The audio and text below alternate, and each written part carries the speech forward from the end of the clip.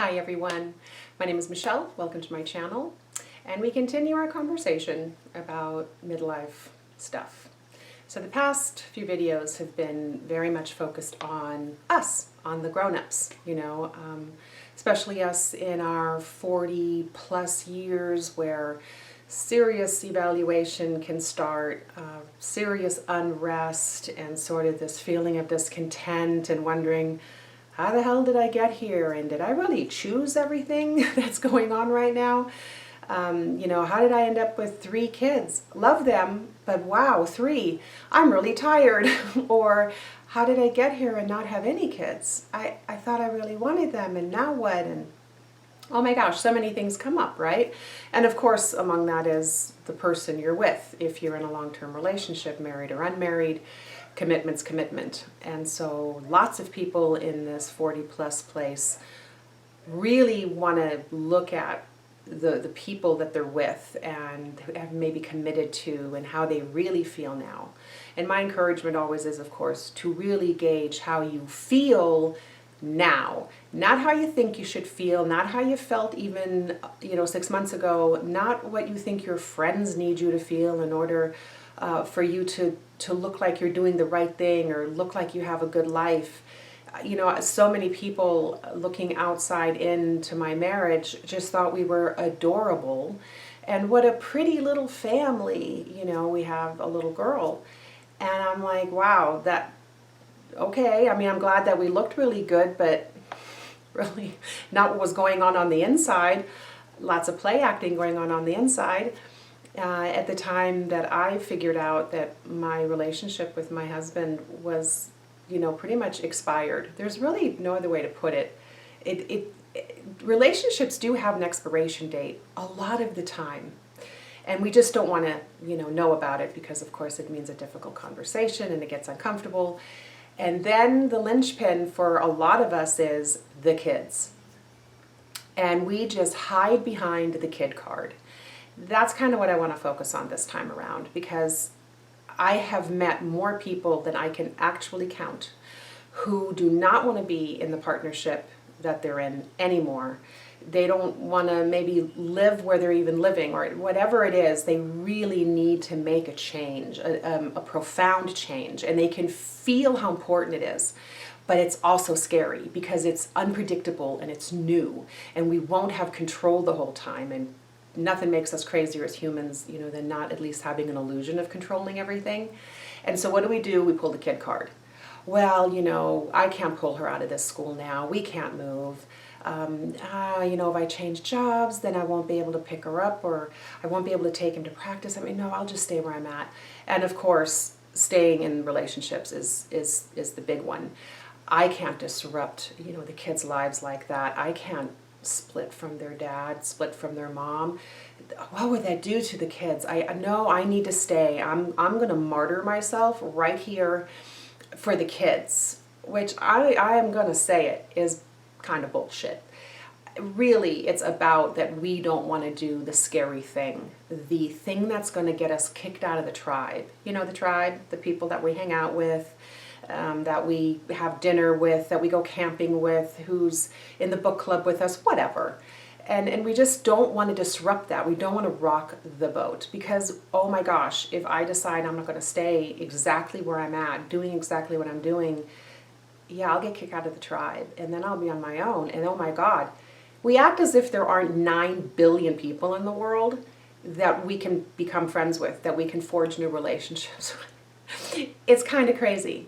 And so the kid card is a real thing, and my really honest clients really cop to it, and they admit it, and they're like, I don't know how to get past that, because I know I'm kidding myself. The kids would be fine. They wouldn't like it, and it would be disruptive, but I know they'd be fine. And then we talk about, well, they'd be fine, if you disband the relationship in a mature, compassionate, empathetic way. That's when a split doesn't wound everybody forever. It's in the how, my friends. It's in the how. And so I have to tell you, after 20 plus years in human services and hearing people's most personal stories, like really personal stuff, I have never had an adult tell me that they are grateful that they were raised in a house with parents who didn't like each other, who didn't love each other, who maybe did love each other but didn't want to be with each other anymore, and who were dying to leave, but were scared to do it. And the kids picked up on all of it. Don't kid yourself. Our kids know exactly what's going on energetically. They feel the dishonesty. They feel the disingenuousness. They look at mommy and daddy being kind of nice to each other, but not really. They can feel us being phony. My daughter told me later, when the dust had settled, she was only like 9, and she says, Mama, I noticed you and Daddy, you never hugged. It was weird. That was huge. She was learning that a marriage meant no affection. That's not what we were trying to teach her, but that's what she was taking in. And we were modeling for her, kind of going through the motions. We never fought. We weren't mean to each other. She was spared all of that because we ended the marriage. Because trust me, it would have gone there. We weren't trying to damage her, she was just taking it in. Kids will follow what they see, not what we tell them, and we all know that. Every adult I've ever talked to who was raised in a home where the parents were really done with each other knew it. And here's the big one. They were not grateful to their parents for putting them through it, for having them live in a house where there was that level of dishonesty going on and that level of discontent and anxiety and sadness and, of course, anger. And it didn't matter that everybody sat together at dinner and talked politely. These kids live in the feelings of the house. This is such an important thing for us to take accountability around as adults and as parents, that we are modeling for our children, not just in acting a certain way, but what we actually feel, where we actually are energetically in our truth, in what's really, really, really honest. Our kids know. They don't even know they know.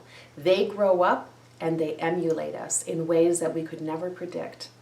And again, in those same interviews, I'll interview parents who say, I don't understand why my daughter cannot pick a good guy.